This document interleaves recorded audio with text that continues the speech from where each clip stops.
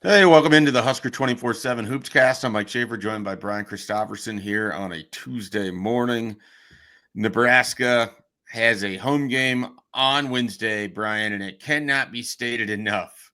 The Huskers have to beat USC, or the wheels have officially come off of the wagon, so to speak, here for Nebraska basketball after an 0-2 week, close losses at home to Rutgers and on the road to Maryland. Different issues in each game, but the same result. Where do you kind of find Nebraska basketball at right now, Brian? Media availability hasn't happened. You haven't had a chance to talk with Fred Hoiberg since the Rutgers game, but where do you think this team is coming off of 4 straight losses in what was the toughest stretch of its season? I agree that the wheels haven't fallen off yet, but we're also past the point where it's just like, did you hear something? Like, was Yeah. that something in the back where we've moved a little bit past that? It's like, yeah, I definitely did hear something. 4 losses in a row. What's discouraging is the last two are both 3-point defeats. Nebraska has now lost 3 games by 3 points. Actually, it would be 4 if Bryce doesn't hit that 3 Yeah. at the end of regulation against Iowa. So uh, Selfish. I just felt on Sunday against Maryland, it was a better performance by Nebraska. So you take that part of it, but the game was begging to be had there, especially when Nebraska has that 9-0 run with a minute left, and you're like, all right, they just got to get that one more stop. And they had won 36 straight games when they've held teams to 70 or less, and they actually did that against Maryland. So the defensive deficiencies and how they've allowed teams to carve them up behind the arc have been well documented. But actually, in this last game, I thought they held Maryland down enough to win that game, and so that's what was disappointing. If you had told me going in Maryland would score 69, I'd say, all right, maybe Nebraska, they're going to be right there, and maybe they win one on the road. So that was the tough part, because had they won that game, I think it really would have taken the bad taste of Rutgers out of the mouth immediately, and you'd feel like, okay, that's a quad 1 win and all that. So it is kind of discouraging, but they have to, as you say, they need to hold serving into USC, because the schedule after this is pretty brutal. So this has to be a game where you definitely come to play and you just handle your business. Yeah. And I think the hard part for me, Brian, is right now they look like a team that is consistently inconsistent. You're getting different performances from guys night in and night out. Joanne Gary hasn't been reliable at times, and then other games like Rutgers, he puts up 20 points pretty quickly and then fades away late in the second half. You have Andrew Morgan giving you 17 points early against Maryland, and then I don't think he scored again after like the 8-minute mark in the second half. I mean, it's it's tough because you never really know who the second or third guy is that's going to be. You got Bryce, and you expect Bryce is going to give you a strong performance night in and night out. And sometimes you're not getting that to the top degree either. And then after that, it's like, who are you relying on? Burke has been kind of terrible at times for Nebraska in this 4-game stretch, where he is a turnover machine, or he's not making free throws if he's getting to the line, or he's missing point blank layups. You can't depend on Connor Essegian to give you 2 to 3 3-pointers a game, though he's been a little better here as of late. I think the tough thing is for this Nebraska basketball team is you just don't have a consistent offense right now. You're sort of just trying to find it. And the nice thing is you have a bunch of different guys that can maybe help you out, but you have to have a few people to rely on. You have to have a couple rocks. And right now, I think Bryce is your only rock. And I would have thought Joanne would have been a little bit more consistent this year, but he's all over the map. There's a reason why I got a chance to vote on the All Big Ten stuff last year, and I had Rink masked on my top 15 guys in the league. He made the all conference team, and that's because I saw how much, like, I feel like he would pop up like every 3 or 4 games and just have a huge offensive performance. And I'm bringing him up because I just feel like there's not that big where you can count on just going off on a given game or taking people away from the bucket like he did with his outside shot. And I think they're really missing that. I mean, everybody always kind of goes to Casey and other names, but when I see Rink sitting over there, I'm like, man, that was such a valuable guy, the way he spaced the floor and he could feed guys going to the hoop. And then he could go off for like 34 like he did in a given game. And all this is to say, if you think about last season, they had like 3 to 5 options offensively where on a given night, and they switched off. One guy would score like 25, and then he might score 8 the next game, but the next guy would then score 25.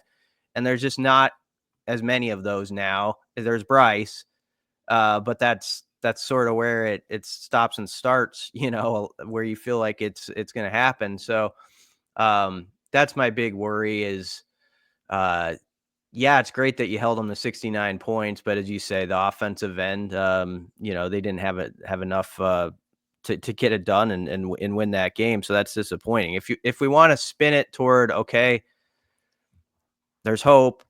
They're 49th in the net. And it's still there. And so like you have to remind yourself, for those who are really frustrated, like you see the bracket projections by people, and Nebraska's sort of like in that first 4 out, or they're like right around that range. And so it is very frustrating how it's gone, but within their walls, there has to be that feeling like it's there for us still. Like we have not left the neighborhood of what we want to do with this season. And it has to start on Wednesday night at PBA. You got to start a new streak at home and just be like, no one's coming into this house and winning again. And they're going to have some tougher teams coming in. It's not going to be easy, but that's sort of what it's going to have to be. They're going to have to be just dogs at home. And then that schedule after USC, Schaefer, it's at Wisconsin, who's rolling, Illinois in Lincoln, at Oregon, who's ranked 15th. So those are the 3 games after USC. So they gotta win that one first Wednesday, but then they're gonna have to, I think, put a big one on their resume in one of those, maybe 2 of those games, and to really get it back sort of on the track they want. Yeah, I think they have a lot of opportunity in front of them. I mean, I don't know that either of us are overly confident that they're going to hold up a pelt at the end of this 4-game stretch. And you have a USC win, and then whether it's Wisconsin, Illinois, or Oregon, add another one with it. But they have the ability. That's the thing. I don't think they're just going to go away. I think that's one of the things that's come out of Hoiberg's teams the last couple of years is they will play hard. They do bounce back after losses. I don't think it just beats them the next game. The just concern is, can you get a stretch where Bryce Williams scores 18 to 25 points? Can he get to the free throw line? Can he get calls in this conference? Because right now it's up and down. I think he's only shot 4 free throws in the last 2 games, something like that. I mean, and that's a guy that you need to be able to get to the free throw line. Some of that is he has to be able to draw contact and to fight and to get it, and got to get the calls to get there as well. And then who steps up alongside of him? Can Juwan Gary show up and be a better version of what we've seen as of late? Can you get something figured out at the point guard spot? Aaron Eulis had, his best game with Nebraska against Maryland, and he was still 1 of 6. So he had the 8 assists, and he played a lot of minutes. And then at one point you have Eulis and Wooster in at the same time, which was just bizarre to me. But what does that look like at the point guard spot? Are they moving away from more of the time with Wooster? I have some questions, but I'm not ready to give up on this team yet, though I think it's getting late for their season. They really got to show it in this next stretch here that they can get a win against USC and then one of these other teams, because if they're going to do something in the NCAA tournament, they've got to start adding some quality wins to the resume, and they have to add wins, period. It's interesting. As you were talking, I was thinking of the last 2 games, and it's hard because they're just not pairing things up together. Like offensively, I'll agree it's been inconsistent, but so they shoot 47% against Maryland and actually have a better percentage from the field, and they score 82 against Rutgers. But it does feel like when one part of the when you're clicking on one side of the floor, it goes off on the other end, and it just hasn't kind of merged together where you're getting both at the same time necessarily, even within the same game sometimes. And so, that I think that's the frustrating part. They did at the end of Sunday's game, they get 4 or 5 defensive stops in a row to give them that run with a minute left. But there was that frustrating part just before that, the segment of 4 minutes. And I know that's basketball. It's a game of runs, but where you go, you give up an 11-0 run or whatever. And they just went 1 of 12 from the field, and they had good looks too. Like some guys had open threes and didn't make it. And around the rim, it's just been too choppy, like there's been chances to finish stuff and they haven't gotten it done. And so, just these little things where they're wasting possessions, where they don't quite finish when it's there around the rim. They have a bad stretch the first 6 to 8 minutes of that game Sunday, turning it over. That's where they just don't have that margin for error, and they've somehow got to whittle those lapses down to have a chance here to finish this season. Yeah, and you have moments where, okay, you give up the first basket in the last 5 minutes to Maryland. They carve you up, get right to the rim, they score, they go up 2. Nebraska comes down. It doesn't look like they know what they want to do. The ball gets over to Ulis, who then tries to throw it back to Bryce, and it's a telegraph pass. It's stolen. It goes the other way. Like, it is amazing to me that Nebraska can be a pretty good basketball team for like 38 minutes. But we have seen multiple times in Big Ten play that in the final couple minutes of a game, they aren't particularly great at finishing basketball games. They couldn't do it. They couldn't finish the run against St. Mary's. They barely got a shot off in that situation. They got the shot against Iowa to tie the game and then had all of the bugaboos in overtime. They couldn't finish against Rutgers. They couldn't finish against Maryland. They have too many turnovers in those situations. And I don't understand why it's like they kind of go brain dead when the pressure really ratchets up. Like it's almost like they don't remember the stuff that got them to where they were in this point of the game. And then you get the lazy telegraph passes, you get the dumb turnovers, forced shots. What do you think that final possession was supposed to be where, they're running ball action for Ulis and Egan's just hanging out in the corner and then finally comes around and throws up a prayer. Like, it's a bizarre last minute of that game that did not reflect how well they had played previously. I don't know what it was supposed to be. Maybe there'll be more about it in the talk with Hoiberg here after this, but he said that in the radio post game that the two guys were in the wrong spot, and he did say he should have called a timeout. They had one left. He also thought, I think this is why he didn't call a timeout, that there was still something developing late within what they were doing that was going to work out. Obviously, it didn't. It looked really bad.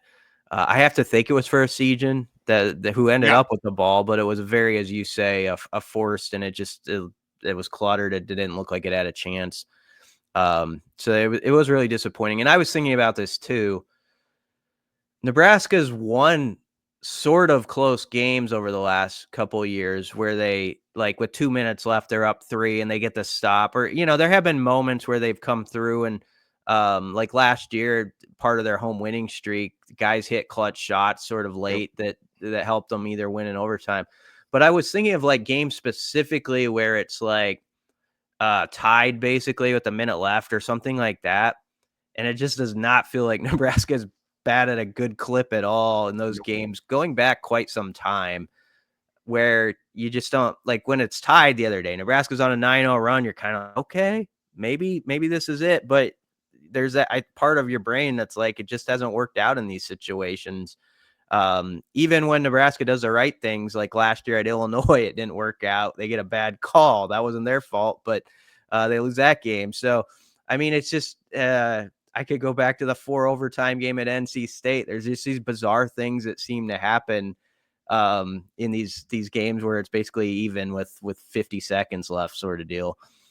Yeah, it's unbelievably frustrating to watch too, because like I said, you watch them play a certain way and a certain style, and then it's just like it all kind of falls apart. And some of it is, and I keep saying this, and I think people are probably tired of hearing it if they listen to this podcast a lot. I just wish that Bryce Williams had a little 10% more Turan Petaway.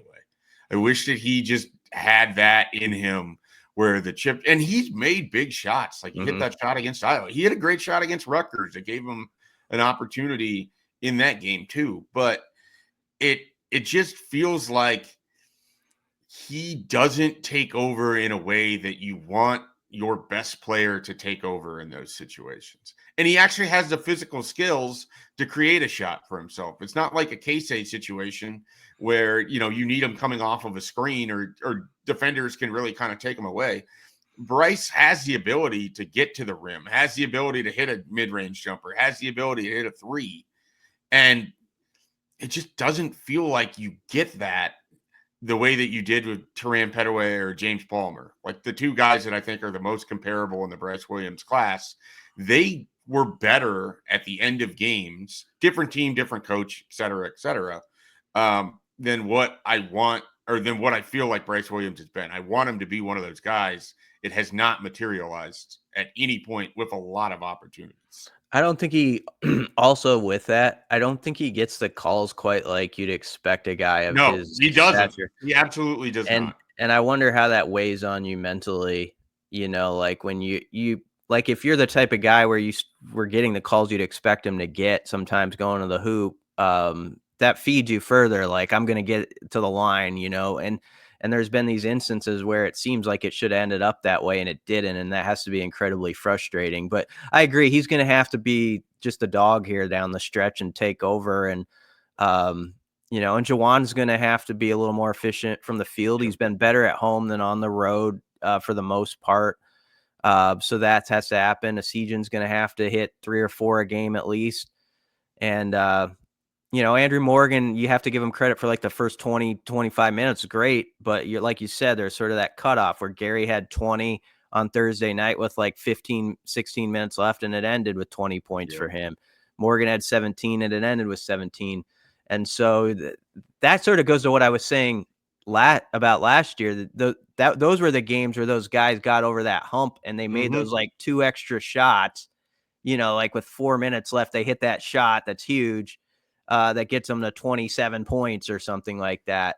And that was part of the magic of their winning streak at home. So they're going to have to find it again. And it, like I say, within their walls, they have to look at it as it's there. You're still getting mentioned as to be where you want to be, but it's got to start now and get this thing turned around. There have been teams, including the one that beat Nebraska in the NCAA tournament last year.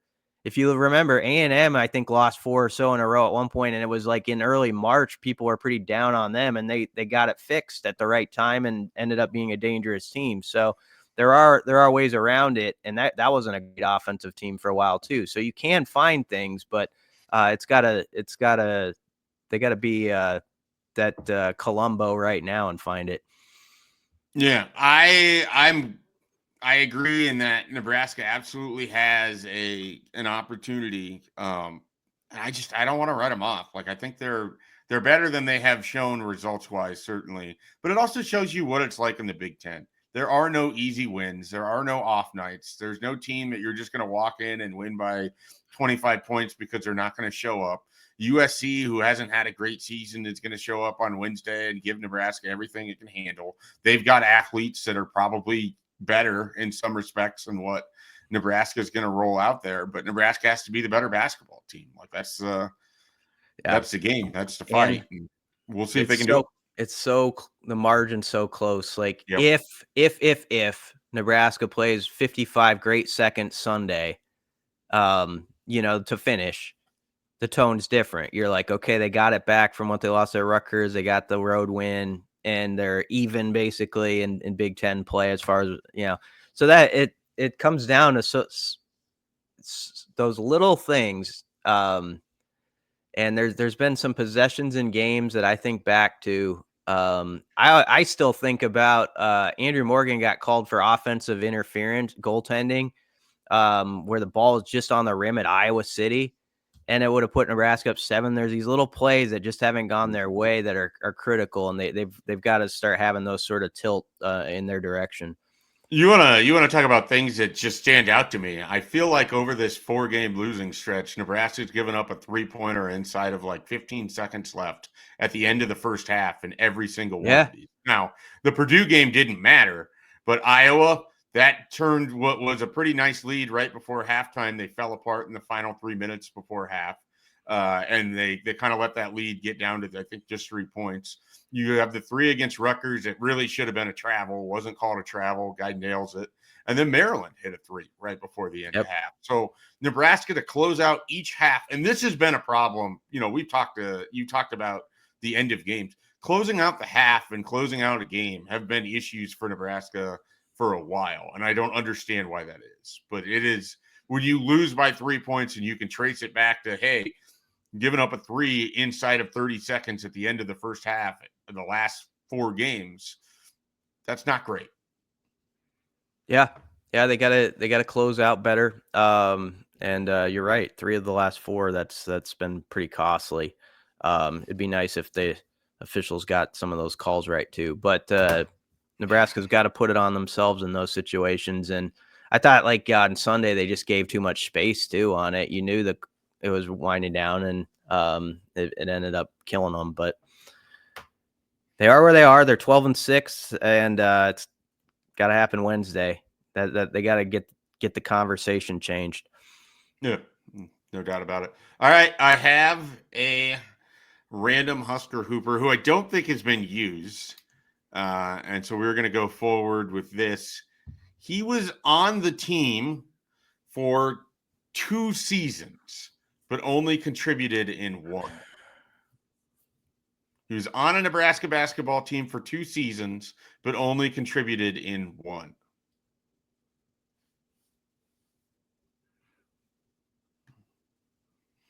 No initial guesses? Jamel White.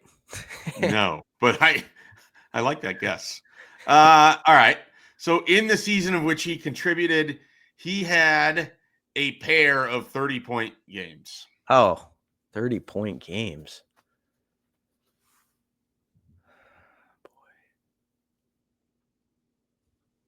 His career high, I believe this is accurate regardless of where he played. Career high 35 points against Penn State. 6 3-pointers in that game, which tied a Pinnacle Bank Arena record. So there's several clues in there that should know. Out. 35. I go blank on these years. I know. What's it rhyme with? What's it rhyme with? Just you should give me the answer. This brain is not gonna get there. What if I said that he transferred to Nebraska? 35 points, and I know our friend is yelling at me right now. There's someone who listens. I think a lot of people would have this one before this point. But yeah, just say the name further. Are you sure? It? Yeah. We're talking about the great Andrew White and his 1 season where he played at Nebraska. He was outstanding. One of those guys. The team didn't do well enough overall, but as an individual player, you would love to have a guy like Andrew White on your team every year. I really struggle, as you know, in the era, like in the Tim Miles era, and then up to some of the Doc, with individual games. Like, I should have gotten it when you said 35 against Penn State, but I am not good in that, like, 8 to 10 year period of Husker hoops of remembering like specific games. Like, I can't locate it. It's always well. I think the big thing was that he only contributed in 1 year, but was on the team for 2. Should tell you that he transferred in, had to sit out a year. Pinnacle Bank Arena means that he's not too old of a player. Yeah, and you gave me the clues.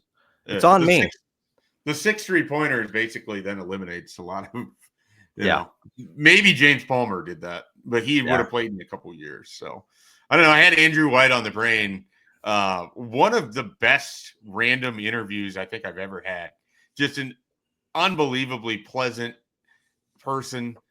Very, very easy to interview, and very easy to root for. It was disappointing when he left, but I understood why he sought opportunity elsewhere. And then, of course, you think about it, Andrew White could have been on that 2017-18 team that already had James Palmer, who was sitting out at the time, and Copeland and all of those guys. Like, that team could have had Andrew White too. Yeah. Yeah, he was a legit baller. I remember it was pretty devastating when he left. Yeah. And I don't get partial credit, I suppose, for saying Jamel White. One of the clues was gonna be you already used the last name. But then I was like, is that actually gonna help him or only just make him freeze on the camera? Because, if you weren't, would you have gotten Andrew White if I would have said that you'd already last name? No, I knew I was going to do poorly at the game today. When we started it, I was thinking, like, I don't know if your brain is ever in such a state where it's like, I couldn't think of more than like 3 guys who played basketball at Nebraska right now. Like, that's sort of where I am this morning. So I was like, I am not going to fare well in this game, but let's do it anyway. There are times where I do a radio interview where before it starts, I just mentally cycle through who's in the class or who they got in the portal because you're going to get asked questions about stuff and it could be kind of open-ended and you have to be able to like give names and you don't want to sit there and stammer. And I think one of the challenging aspects of it is just sorting through, especially in the portal era. Mm-hmm. I mean, they've added how many players to a class of already 20 some individuals? Like, there's just a lot of names. Yeah, as I get older, in my defense, and this is why I'm not great at this game, you do have to like, okay, I got to let those names go out of my brain. Like, you sort of, because I only have so much room in this little head for, like the 100, who's going to make the 105 roster in football? Like, okay, who are the 15 portal commitments there? Yeah. And so Andrew White, he's gone. He's out. Yeah, he was gone. He hasn't been in this brain for at least 4 or 5 years. Yeah, we did an interview. It was like at 11 o'clock at night when he got back to me, and I had just gotten done at the grocery store. And I sort of offhand mentioned that I had just finished getting groceries. And he's like, "Oh, you do your shopping late at night too, huh?" And then we had like a 5-minute conversation about why the grocery store is better when there's nobody else there. So, it was a good chat. I really like that. Good. Those are good. Yeah. I'll share this story some other time about talking to Randy Gregory when he committed to Nebraska, and we both owned Cairn Terriers, which are the little dog that was in Wizard of Oz. They're feisty little dogs, though, as Randy Gregory could tell you. And we had like a 15-minute chat about Cairn Terriers and like how fun they are. And it'll always be my favorite interview, I think, because of that. I was just having this conversation. I can't remember if it was on a Nebraska podcast or if it was on a radio show, but Randy Gregory is a fascinating individual. Oh, absolutely. Like the couple conversations that I had with him and where we went with those, like how he's perceived by people and who he actually is, I think are wildly, wildly different things. Oh yeah. Yeah, Randy was a treat to talk to. Anyway, has nothing to do with Husker basketball, I guess. But we've reached that portion of the podcast. We need to get it sponsored, just like some sort of like random sponsor of the week they can sponsor segment. The anyway segment where it has to end like that. Yeah, I like that. We'll talk to our advertising people and see what we can cook up here. So, all right, BC. I think that's all we got. Nebraska, big one against USC on Wednesday night, 8:00 start. Pinnacle Bank Arena was pretty quiet. It was. In that Rutgers game. It was a little sleepy considering there's a lot of people that seemed like they were streaming into that game at about 7:45, and I was like, oh wow, this is going to be a big crowd. And then it's a little sleepy. I think getting the student section back will help. Should be big. Be good. That'll be good. So we'll see what the atmosphere is like for USC. They play Sunday again against Wisconsin. Yeah, a lot of Sunday games this year. Yeah, so get used to it. So Wednesday USC, Sunday at Wisconsin, and we'll be back next Tuesday with another Nebraska basketball podcast.